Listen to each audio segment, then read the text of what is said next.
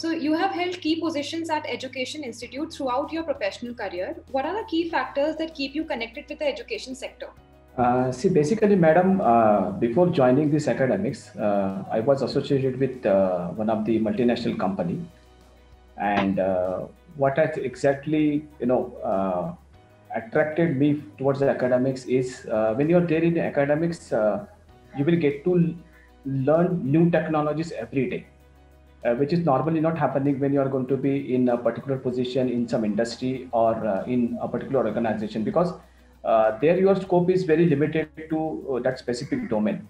Right. But in the education, if at all you are trying to making your student industry ready, it is obviously for the teacher to be remain updated.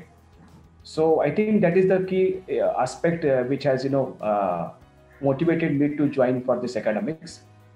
Second important philosophy what I look at is that you got a big responsibility of shaping the career of the students, and you are making the students competent so that they will be able to take the challenges, especially when we are talking about the engineering students.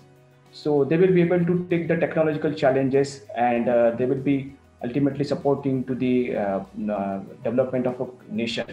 So this is what I thought of that when I joined the academics. Correct, sir. Okay, sir. Moving on. Being the HOD of Mechanical Engineering branch of JSPM, what are your philosophy of leadership, and how would you describe your leadership style? Madam, I basically believe on delegation of the responsibilities.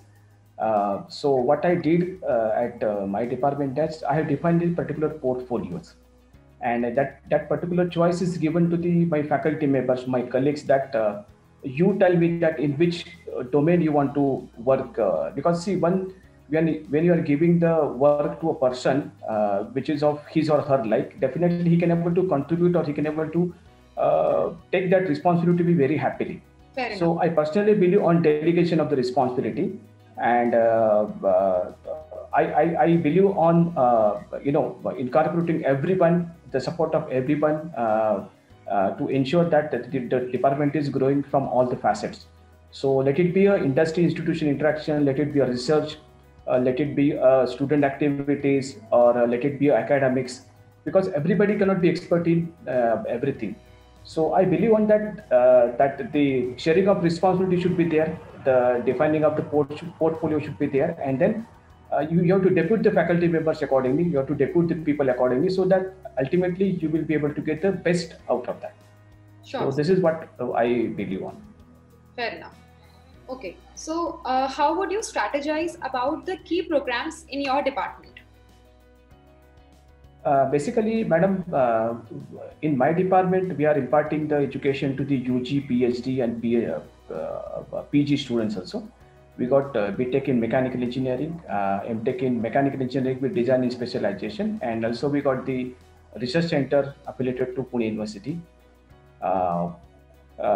So the idea is like for UG students, along with the core knowledge of mechanical engineering, I believe that should be also given the education related to other technology also.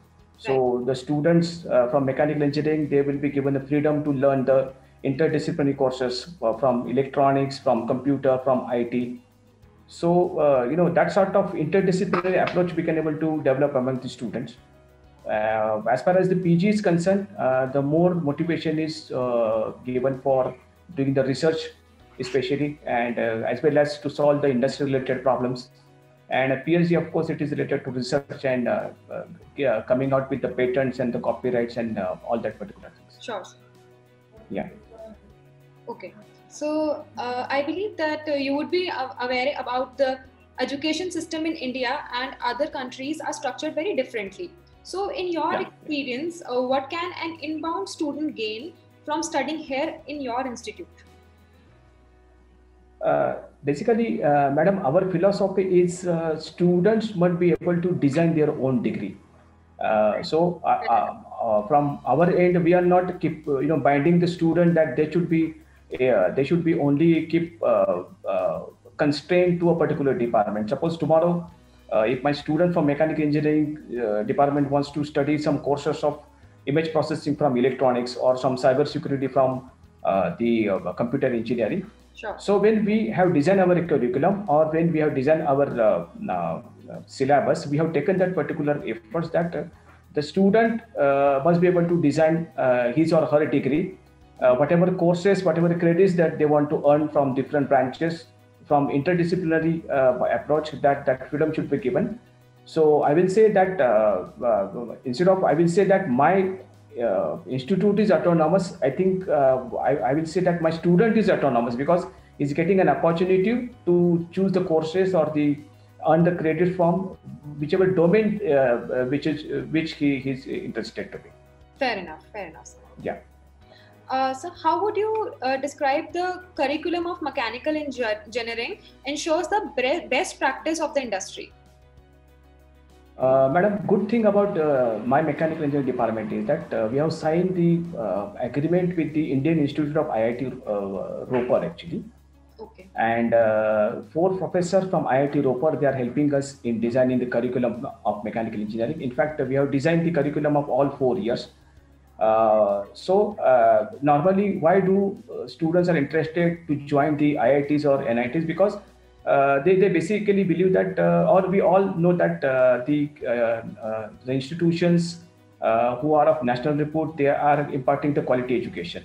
But because of the limited intake capacity, every students will not be able to get the opportunity to get associated with IIT or NIT.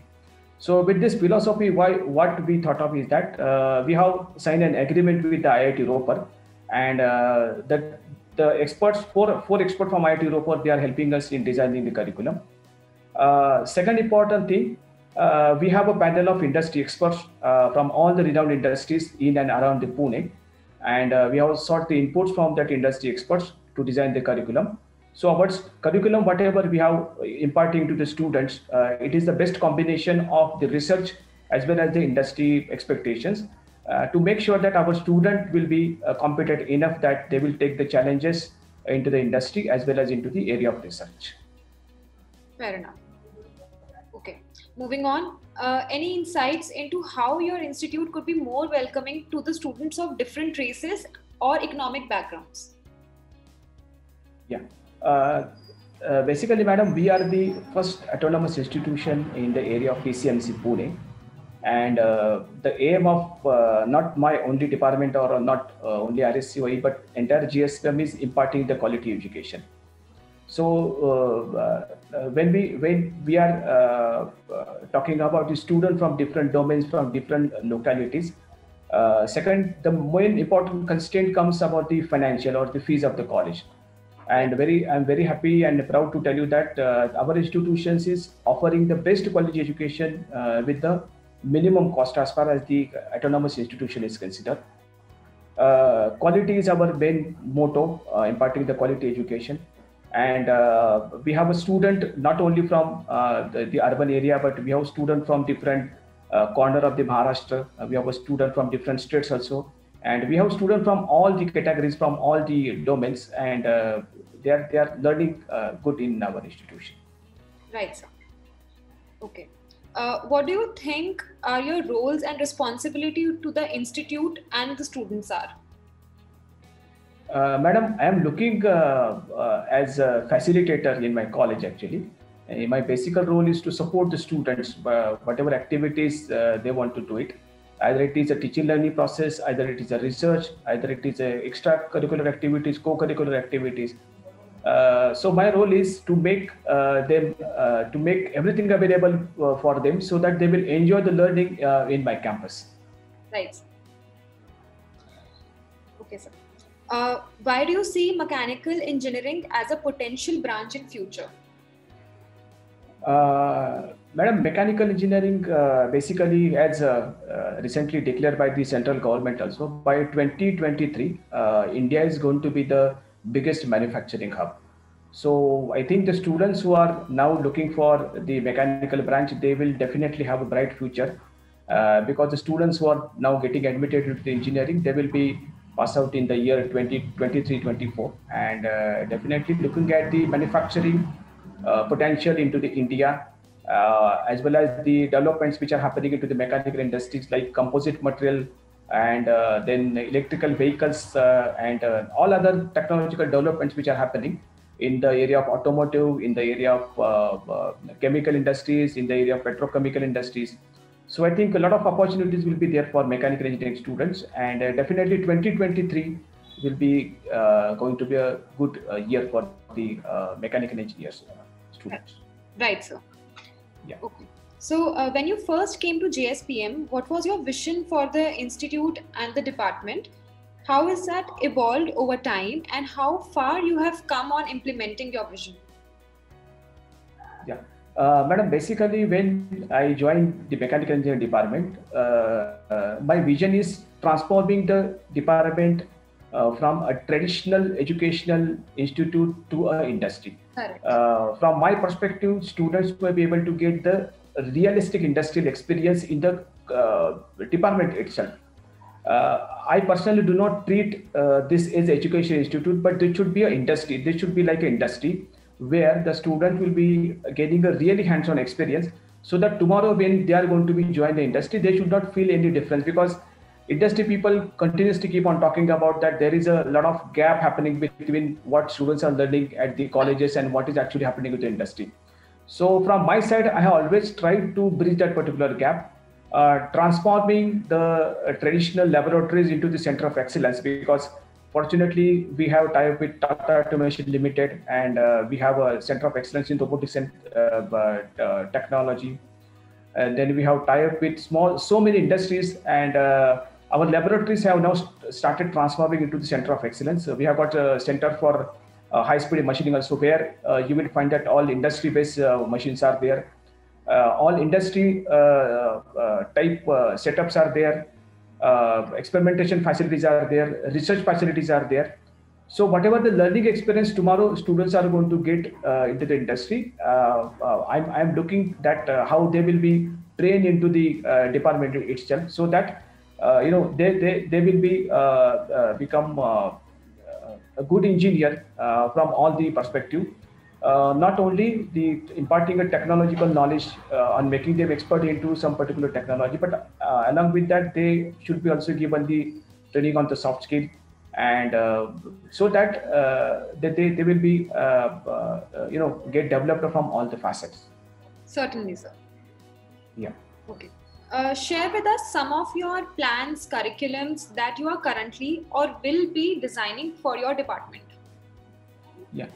Madam, as I told you that we have signed the agreement with the IIT Ropar, and we have designed the curriculum in association with IIT Ropar, making sure that student will get the best of best quality education in my department.